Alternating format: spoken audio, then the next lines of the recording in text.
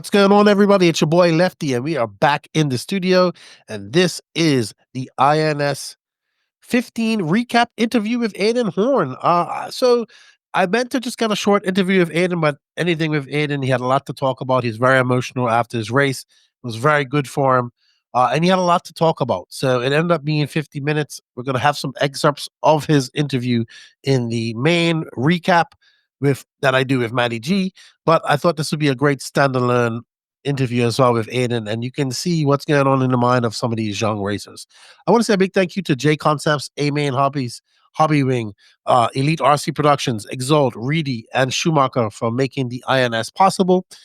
This podcast and this show is also brought to them by those companies as well. And we hope you enjoy this talk with Mr. Young Aydin Horne, and you get to see a different side of the RC and what it meant for him to win. So no, let's have a chat with raging Aydin Horne. He isn't raging so much now, but let's have a chat with him. Joining me in the virtual studio for the first INS15 race recap after an eventful and awesome weekend of racing at the TrackSide Hobbies and RC Raceway. They're in Brookville. Is it Brookville? Not Milwaukee. Right next to Milwaukee. Yeah. Wisconsin. I just get in the car. I just get in the car. We have your two-wheel drive winner and almost four-wheel drive winner. Very emotional, very good driving. He made it very exciting for us watching and for the crowd there, Mr. Raging Aydin Horne. Your dad likes your nickname. He calls you that. My dad, man, he'll get on board. He'll get on board with anything, you know.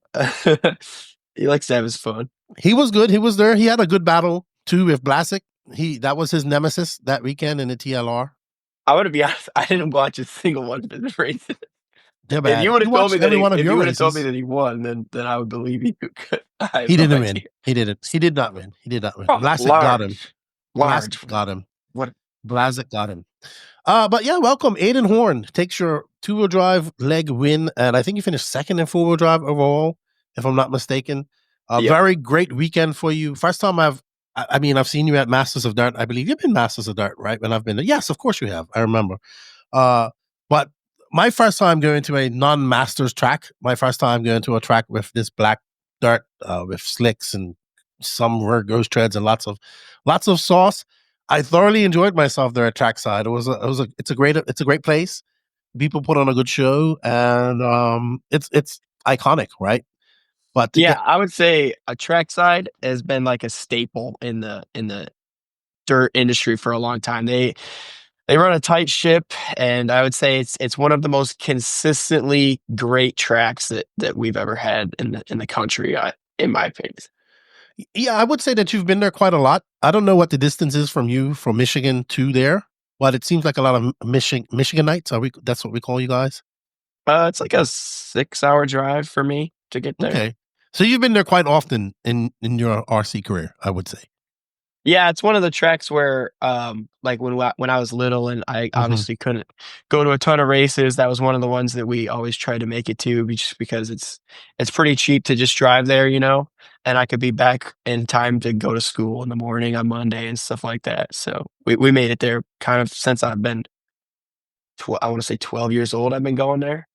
Yeah, it's very deceiving from looking from the outside, and you would never think all of that's going on. I would tell people, you just walk here and hear people cheering and going crazy in there and wonder what's going on. I still haven't fully explored the entire building, and I was there for a week. There's all these little nooks and crannies all over the place. But I was very impressed. Great staff, great people. Rona explained it to me on our preview show as a quintessential Midwest winter 10-scale track. And I can see why the Midwest is producing good drivers like yourself and Chase Lemieux and all these other young racers that are coming up or have come up through the Midwest. That's all you can do during the winter is go to that track, spend weekdays there racing, enjoying yourself. And I got to experience that. And I think if anybody is a fan of racing, they should make their way up to TrackSide. For sure. They do a good job. And honestly, the times that I've drove up there just to practice and not even for an event, it's still top notch. Like the layout is dialed, the grip is good. They run a tight club race program. It's like they're not just showing off for the big lights either. You know what I'm saying? Yeah, they got a lot of entries too. You're just looking at their entries. They got a big a lot of like 120, 130 entries, 140 for club races If they keep it in the winter. dialed, they keep So it that's dialed. good. That's very good. Kudos to those guys in that track. But this was great to see you on this type of dirt. You look very comfortable from the very beginning. We had some exciting qualifying practice. We had a lot of practice, but you look dialed. For you, Chase Lemieux, I expected Chase to be very good here because it's his home track. I know he designed the track. Uh, so he looked very comfortable. And I think one of the telling points of this track was watching you guys come over that triple to the double hip jump or corner jump, which was a very, very hard line to get through to get it fast. And if you guys going through there, it was a matter of feet or inches too, because you would see you go wide. You know, you were the master of making passes there. We're going to talk about that a little later. You made two great passes, one epic pass going through that jump. But yeah, the track was very interesting. I mean, you've been up here plenty of times, so I'm assuming just a quick example of tire prep for this track that people that might not be going here. Give us what you guys do. Tell us what you do. Yeah, I mean, when I was on Pro Line, it was pretty different. Like a lot more had to go into the S3 compound just because it's so hard. But now that I'm on Hot Race, it was a lot easier. Like I pretty much just took the tires, gave them like a light scuff with Scotch Brite on the drill, and then as they were still warm from the Scotch Brite, a quick coat of the Grip Doctor sauce, and then it was good. And then every run you just kind of sauce when you're up in like 10 minutes, and then you're good to go. So pretty simple. Okay, so I mean I didn't. Sauce was abundant. I did see tire warmers. It wasn't too cold in there. It did get hot in there one day. I think Sunday got very hot. Someone bumped up the thermostat, something. Uh, it was very climate controlled. I didn't. I guess early mornings you need the tire warmers, but mostly I saw people using sauce. How about tire wear? How it's not about the rubber that goes. Apparently, it's the inserts that you worry about doing here at these type of tracks. Um, I would say it's more so like the rubber doesn't wear out, but when it slurps in all that sauce, like it expands, and that's where the real problem is. Because then you have like a gap of just air between your tire and your foam, and you're like, it's really inconsistent to drive. Yeah, the foam breaks down and becomes softer, but if you have soft foams with no air gap, I would say that's less of an issue. But Okay, yeah, when you're saucing your tires, and some people put on 2 coats per run, it's like the sauce absorbs into the rubber, and then the rubber swells up a little bit, and then your tires are like ballooning almost. I understand that. I understand that. That's where the real problem is. Okay, I get that. So so for every run, were you putting on for every each main you had new tires, or were you using? I know people broke in tires as well, or used Um, some runs to break them in. I only used 2 sets the whole week. So, Wow. um, yeah, the hot race rear carcass is pretty thick, so it held up for, a long time, I thought. And basically, I ran my first set three practice runs to break them in, and then I used that same set in seeding and all of qualifying, and then I used my second set in 2 of the morning sessions, and then in all 3 of the mains. Okay, so you had great tire wear then. Kudos to the hot race tires. So you didn't experience that ballooning, or you just knew how to sauce your tires regularly. Like a Well, pleb like me probably would have oversauced immediately. well, I mean, I just wasn't, double saucing, I was just doing Mhm. 1 layer per run, and that seems to be like, where you have a real problem if you're on, like, a double sauce program, because then it's like your tires are gone twice as fast. But I for sure would say that that's the set that I ran all through practice and qualifying. By Q2 and Q3, they were pretty clapped out. Like, if I would have had to run the mains on those tires, I don't think it would have went very well. Okay, okay. So, But you also had a lot of practice, a lot of qualifying. Speaking of qualifying, before we go into qualifying, I just wanted to ask real quick.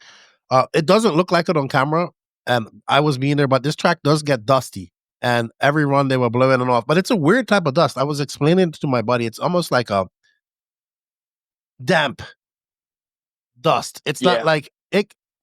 You know, like when you're outdoor track and you're blowing this dust blowing everywhere. It's more like a damp dust. Yes, it goes places. It's very thick. It also has marbles, like literally little marbles or dead pieces of the track that have been chipped up. You can't see it on camera till you go out there and walk.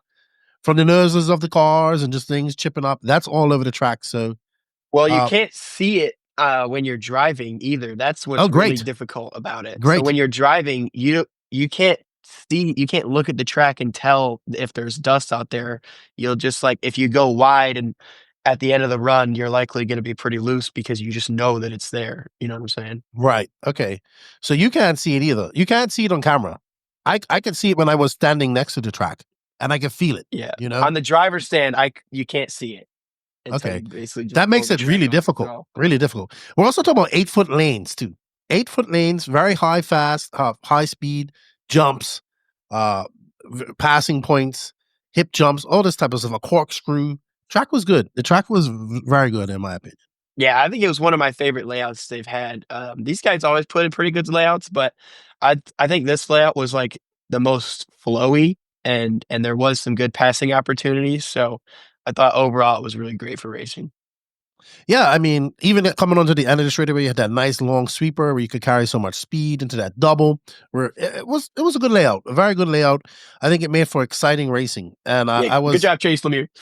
good job, good job, Chase Lemieux, hot race teammate right there, hot race teammate. But enemies, you guys are nemesis on the chassis side. Uh, all right, so let's move on to Q1. If you Chase was dominant, he was very fast in practice. He took the Q1, and I was like, all right, I thought that he was going to take this overall. But you had something to say about that as you came back in Q2, and you took the win, right? It was I don't know what did you go back and change after Q2 and having Chase kind of come out there swinging. Honestly, the only thing I changed for Q2 was I did a half mil camber link adjustment on the rear, which helps a little bit, but it's the biggest thing I changed, I think, was my mindset. Like in Hmm. Q1, I was out there driving kind of conservative and I just wanted to put in like a decent run and then in Q2 I realized I was like, if I let Chase get another win, like it's pretty much over. So like on track side, I think it's a huge advantage to TQ. Hmm. And I knew that I was like, if Chase wins another qualifier, he's gonna start first. So I just have to be more willing to hang it out. You know what I'm saying? Yeah, it was you and him. I mean, he got round one, you got round two and three, and he got second in both of them. So even it went down to the wire. That's what I really like. Our qualifying went on to the third qualifier, and a lot of our A finals did too as well, Yeah. which was great. In 4-wheel drive, you was battling out kind of with Spencer and Brock to an extent. Spencer kind of came out of nowhere, I would say, because he was kind of on the back foot during practice, in my opinion. Looking at Spencer, he kind of came on in the second qualifiers. I mean, he got a 5 in round one, and Brock won that. You got a second. And then Spencer just kind of dominated round Q2, Q3. Brock went second. You got a 5 and a 3. And another note would be probably Cole Talar getting a 3 in that as well. And Schimmel. I just realized that he got a 3 as well. So 4-wheel drive, not getting up to the top spot like you wanted to, but you had you had some pace in there as well. You got a 2. Yeah. The biggest thing was the compound that Chase and I ended up running was that was the first time that we'd ever even had samples, and Mm. we had no idea that that compound was going to be as good as it was. So there was only four. There was five total sets between me and Chase to share. So we each took two sets each for two wheel, and we basically said the last set will just go to whoever qualifies best in four wheel for the mains. So we didn't actually get to qualify with the tires that were pretty dialed until I kind of was like, all right, well, Chase is having like a rough go in qualifying for four wheel, so I mounted the last set for the mains, and it helped me a lot in the mains because in the four wheel qualifiers we ran a harder compound that wasn't really as grippy, Hmm. and I was like, I didn't really have the pace that Brock and Spencer had in the four wheel qualifiers. I was kind of just surviving out there. And then in the mains, I was able to run the compound that we liked, and um, I was actually able to battle with those guys, whereas in qualifying, they were just kind of pulling away from me. Oh, Yeah, and speaking of qualifying, I think Chase had to bump in, if I'm not mistaken. He was the yeah. last driver in. He bumped up from the B main, which I do like. More bump ups, please, in electric racing. I love it. I love it. Uh, so what's about this secret compound? Can you let us a little know a little bit more about it? I mean, it's not really secret. It's just what I mean. I've been working with Nicola on the 10 scale tires since. I mean, it's been almost a year. I'd say it's since last year's Silver State because um, I wasn't really super happy with where I was at Proline at the time, and I didn't even really know that all this stuff was gonna happen at Proline. But Nicola came up to me at Silver State. I was actually in the Starbucks line one morning, and he's like, "Hey, name's Nicola." Shook his hand, and he's like, "What's your like situation at Proline? Like, are you pretty happy there?" And I told him straight up. I was like, "Honestly, it's not really." So, we've kind of been in touch ever since then, and, I mean, I don't even know how many test compounds he's sent me since then. It's gotta be has to be at least 20 if I have to imagine, and it's like, I just been going to these tracks, and I met Nicola at Wisconsin a few months back, and I've been testing them at Hoosier, and I went to Hobby Action and tested them, and every time I plan a trip, Nicola makes, 4 or 5 new compounds, like, "Hey, try these, maybe they'll be good," and then I can kinda tell him, like, what I don't really know, like, the formulas, like, what to do to the rubber. I just know, like, I can say, "I think this one needs to be either softer or harder," and then he knows what to do to make that happen. So, he's got, like, a bunch of different formulas, and I basically just say softer or harder, and then actually this compound started when I went to Hobby Action and, ran club race with Spencer. I think it was in January this year, and I told Nick, I was like, "Okay, this compound seems to be making some good grip, but it's a little bit too hard." So, he basically made that same compound that I liked at Hobby Action, but a couple shores softer, and sent it to Chase and I that Wednesday for trackside. It was like, "Okay, let's try this." And, yeah, I ended up trying it in practice, and it was pretty dialed, so we just kind of went from there. Yeah, one thing Nicola has is lots of passion, and he has passion for providing a race quality product. I know he started a lot in on-road, but he's developed a lot of off-road as well. I know he won. He's really attacking the 10 scale side of things very hard. Not just him. There's other brands is there as well. We saw Passioni and stock on TZO. Yeah. So And there's even some tire. Tater with promotion and Yep, Jaden. and isn't Go as well on Yeah. promotion as well. So we're seeing these different tire companies coming into the 10 scale world, which has been dominated for quite a long time by JConcepts and Proline to an extent. So it's good to see as well. I think there's room for another chassis brand as well. Maybe we'll touch on that in a little bit. Uh, but yeah, you kind of I can see it. You was very good in 4-wheel drive qualifying. You got ready. You look very pumped going and very much a favorite going into the finals. As we can see, A1s comes along around, and I think it was Chase that took the win. And I was like, oof. All right. So Chase comes out swinging in A1 and 2-wheel drive and takes the win. And I was like, what is Aiden gonna do? Is he gonna respond to that at all? Because you finished actually, hold on, you finished no, that's 4-wheel drive. Let's I see. was right behind him. Yeah, you finished right behind him. And I was like, this is kind of what we saw in qualifying. Is it gonna happen? Are we gonna see the same thing happen in qualifying, or are you gonna respond to him? And you did in A2. You absolutely did respond to Chase. Yeah, well, Was it just a mindset change as well from A1 to A2? uh, yeah, I would say so. Honestly, it had just been such a long time since Mm-hmm. I started on pole, and I knew going into main day, it's like, I haven't won a race in a really long time. Like, this is really, big for me to I need to get this done, and not only that, it's like with the hot race thing is like a lot of people were calling me crazy when I told them I was going to hot race, so they're like, "You're a 10 scale guy and you're going to a tire brand that is underdeveloped in 10 scale. They couldn't be more green, and it's like tires are obviously the most important part in 10 scale racing, in my opinion. Like you could have a dialed car, dialed setup, but if your tires aren't working, then you don't really even have a chance to win.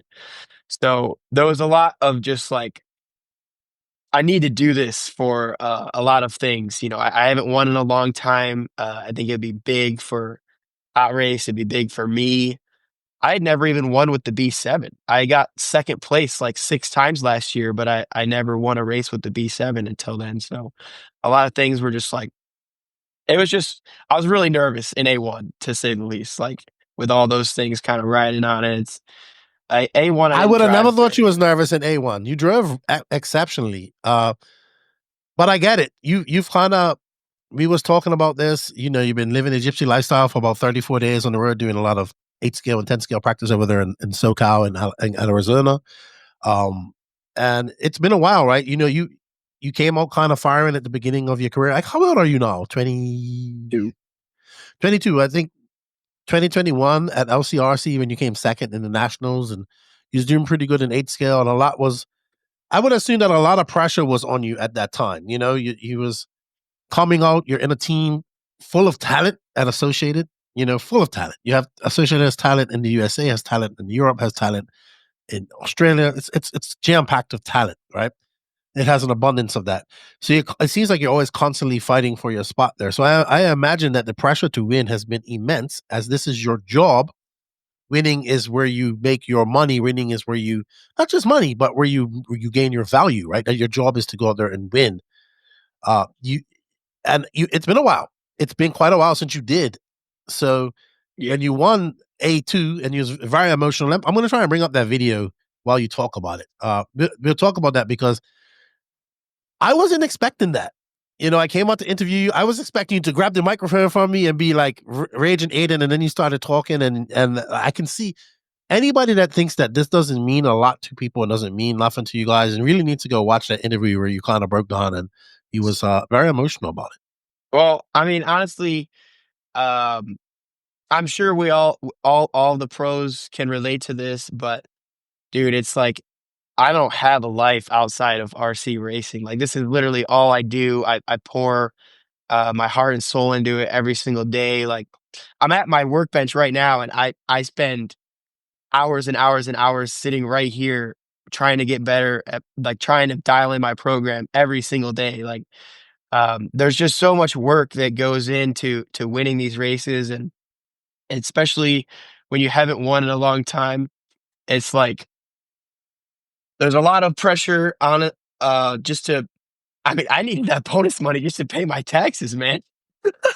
Like, I, it's, it means a lot when you can finally get a big one like that, just because you know what goes into it, and not to mention, I drove on my own time and to Wisconsin 2 or 3 times to prep for that event, to get the hot race stuff good, to get my car good.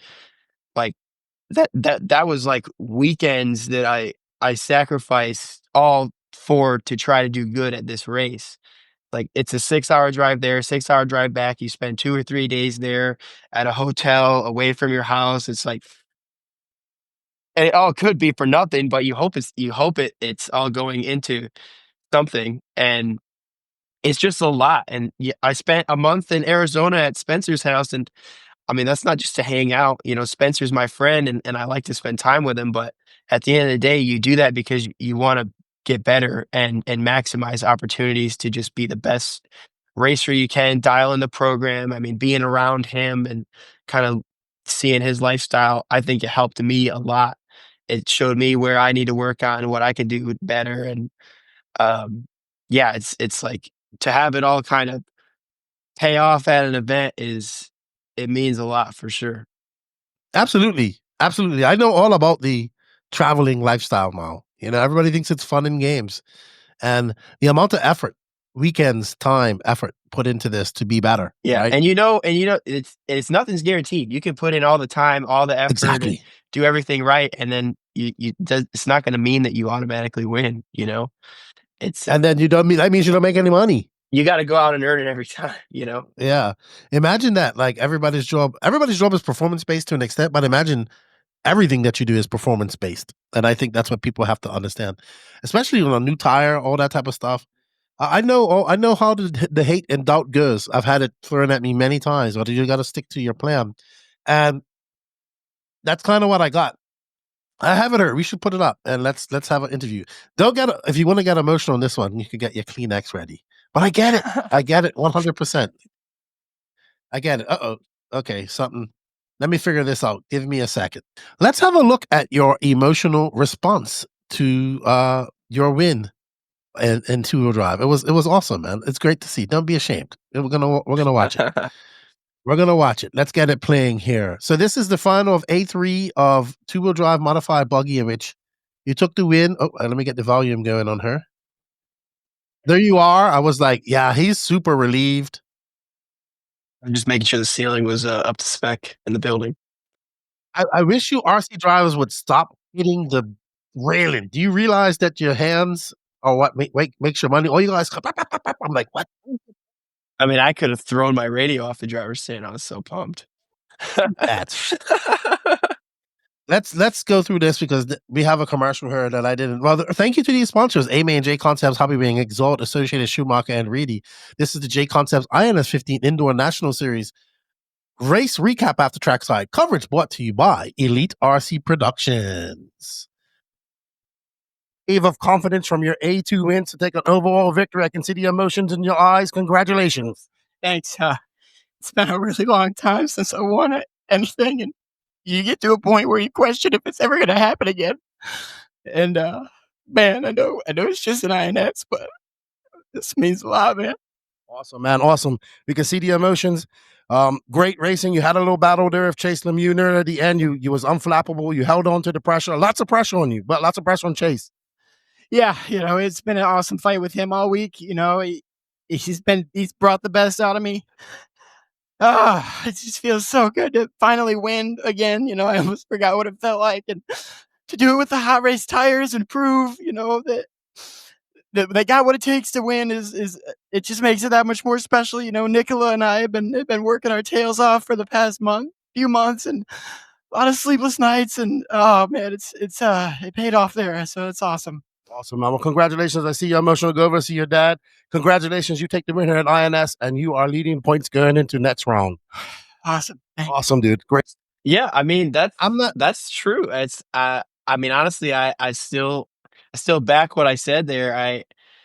I definitely was getting to a point where I wasn't sure if I would ever win a race again. It's like I felt like over the past year or however long it's been since I've won a premier class, that it's like I felt like each time I put it in as much effort as possible, and it's just hasn't really been working out. And I did get to a point where I'm like, I'm doing the best I can, and it doesn't really seem like it's enough. Like you don't know if I was starting to think maybe it'll never happen again. Like maybe this just isn't really meant for me.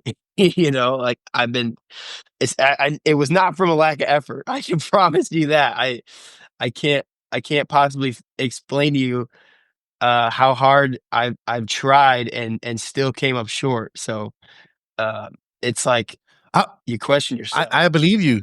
I believe you because I mean we were questioning you as well, right? I mean that's what we do, right? We're like, well, what's going on with Aiden? He hasn't won. He hasn't done well. You'd be in the podium. You'd be in the hunt, but you need that win, Yeah. right? Especially on a team inundated with talent like you guys are. So I guess the focus has been more. Well, no, because you've done some 8 scale too. You're getting ready for DNC and all that type of stuff. Yeah, I mean the 8 scale Just stuff has been. I really just don't run it enough, man. mhm.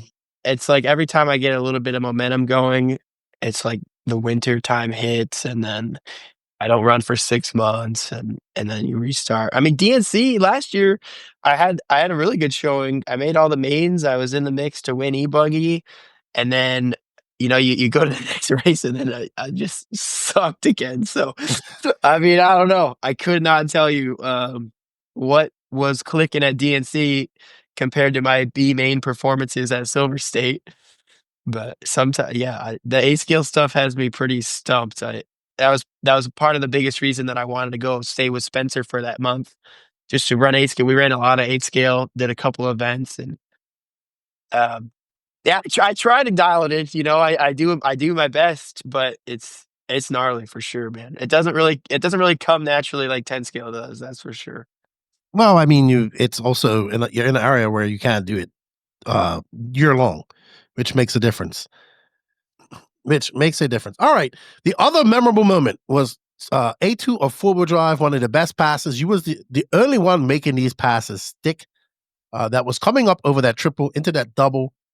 Uh, I asked you after this, what did you think about it? You thought it was fair. I talked to Brock about this too. I actually probably will bring his thoughts up on this as well. I thought that was exceptional. Like I thought that was a great pass. You kind of set Brock up 2 times for that. He you did make the pass in two-wheel drive as well at some point. I think it was on Rifkin. And then you tried to do it to Brock. So he should have been ready for this. It was coming.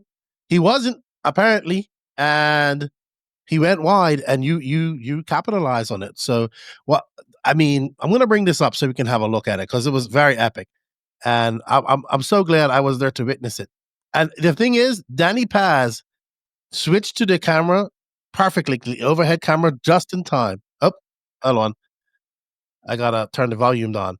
He had that going. He switched to that camera just in time, where you caught the whole thing, like the whole thing, where you guys collided in the air, and like you can see it. And Lance looked at this like at dinner, I think that night, and he says, "Nope, that's great. I'm good with that. Like I'm 100% good with that." And I think Brock was good with it too because he says he wouldn't have done it, but I guarantee you he would have done it. I know he would have. Like, He has done you it know to how me people many times. exactly. I think he even said, I've done it before. So, and I'm like, yeah, you do it. You do it. You have to do it. If you don't do it, you're not a racer anymore. So that's my thoughts on that. As we get to that, hold on, give me a second. So let's go back to the last couple of seconds. So here's you and Brock. You're coming through the corkscrew. Great camera work by Danny, the Octopus Paz. And you are just on it, dude. You are like flicking the wheels. You're doing all this cool stuff. And here you have I think it's his next lap. Or it was one of these laps where you had to look to the outside. And I was like, this dude's going to overtake Brock, like right here. Absolutely going to do it. And here it comes. There it is. There you are. If you use this line right here, do you see my mouse right here? Mhm. You are about a front wheel ahead of Brock in the air right now. Epic pass. Epic freaking pass, dude. Well, What are you thinking right now? I Are you mean, thinking like, in A1, Brock actually did that to me twice. He made the pass stick on me twice in A1, a four wheel on that exact same jump. So I was just like, that's honestly what kind of opened my eyes to like, oh, this is a really good pass spot because Brock kind of schooled me on that jump twice in a row. Basically, just did the same thing the previous race, and then yeah, I mean, if you go back to like let's see if I can in go back a little bit. in between the triple and the double, like when we're on the ground. Here we go. I don't have the ability to slow it down, unfortunately. Yeah, so if you pause right there, the pass is already made, in my opinion, right there. It's made before we even take off. And if you slow it down before the cars even leave the ground, in my opinion, the pass is complete. And yeah, it's Brock kind of still going for the jump is basically him just saying like, "This is the last lap. I have to try." Um, but yeah, But it could have went wrong for either of you, to be fair. Like you could have ended up, you both could have crashed. So yeah, you had to go for it. And I was like, Brock had to know that this was coming because you tried it a few laps before that. And I was like you said, I might have missed it where Brock did it to you in A2 because I don't get to see all of that because I get to see who the camera's watching. yeah. I mean, I think if So, that wasn't last lap, then I don't think Brock would have even jumped the jump because you can kind of tell that like the way we're both side by side, I'm on the inside. For him to jump it is like on the last lap, I don't think he would have even jumped the jump, and I don't think it would have been a problem. personally. Yeah, I think it's all good. I think Brock would have done it himself. When I was talking to him, I'm gonna bring up his interview because he's gonna be on this podcast, and I'm gonna be like, "What did you think?" Yeah, I think we We've all would gone. have. Yeah, I think he would have done it. I don't see anything wrong with it. You have to shoot for that gap. If you don't, like Santa says, you're no longer our RC racer. Uh, it was impressive, man. It was exactly what I wanted to see. It got me excited. It was, you know, the I guess is it a Midwest thing where they knock on the side of the track? I thought that was really I think that's cool. just a Whenever you trackside do thing. good. Okay, so I thought that was really cool. You know, you could have had 4-wheel drive. You had to send it. Uh, that's just how it kind of goes, right? I Yeah, would take 2-wheel drive. Take 2-wheel drive. 2-wheel drive's good enough. yeah, Brock. I mean, he drove great. He was dialed. He was locked in, and he's always hard to beat. He's obviously one of the best guys in 10 scale right now, and he still came out on top. You know, I tried to mix it up a little bit, but he still got the W, and he earned it, man. He was solid all week for sure. Absolutely. Now, do you take this confidence building that you just went through? Does this improve your psyche going into Desert Classic? Because as we record this, you're going to Desert Classic not this weekend, but the following weekend. How do you feel going into Desert Classic? I feel good. It'll be interesting to see how the tires work there. Obviously, we haven't gotten to run this compound there, so I think it'll be good. But you obviously never Okay. really know what you got until you show up and you're on the big stage. So I think I'm excited. I'm excited for sure. When I went there and tested some other iterations of this compound, I thought it had good traction. So I'm excited. Yeah, then you have a couple of 8-scale races. Then we get ready for the INS race number round 2. It's going to be at RC1, which is kind of like your home track. Ironically, it's a carpet It's track. it's on the shirt. Here There it you go. is. So it's a carpet track. I know you're more of a dirt track fan, but this is where we're going to see guys shine like Brock. Well, not that he didn't shine on dirt, but you know that Schumacher's very good on dirt. I mean on carpet. I think I don't know if Fenn's going to be there. I think it's going to be maybe around the time that his wife has given birth. So we doubt we'll see him. That's probably the only guy we're missing from this INS. Him, maybe Cav, maybe Mayfield. But to be fair, I'm not trying to be harsh, but I think the only person that would contend for the win out of those three at this moment would be Fend, right? Um, so you go into there, you leading 2-wheel drive points, you're second in 4-wheel drive points. What's your strategy going into the next round and switching it off from carpet? Because you're going to be in dirt 8 scale, you're going to be dirt 10 scale, then 8 scale dirt, and then you get to do some carpet racing. Yeah.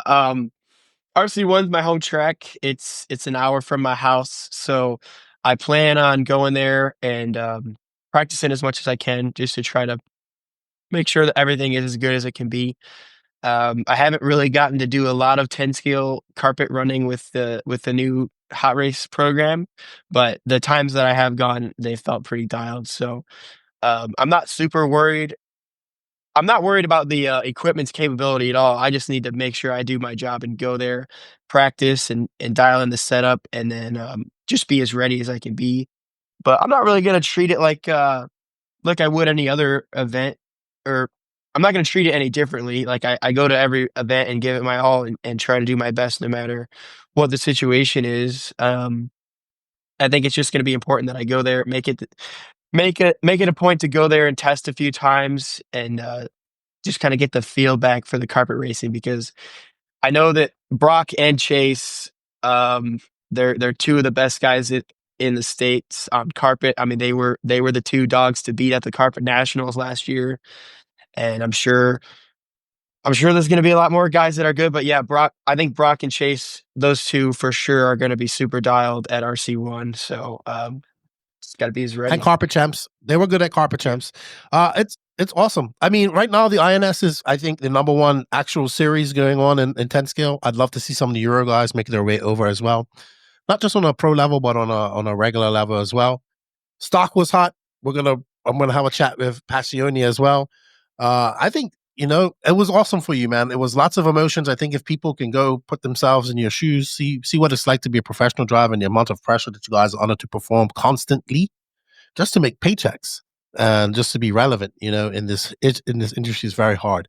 All right, dude. Well, we wish you all the best in your upcoming travels at Desert Classic DNC and what you will do at the INS race in May. Thank you for your time and good job once again providing us with excitement, emotions, and everything we want in RC racing.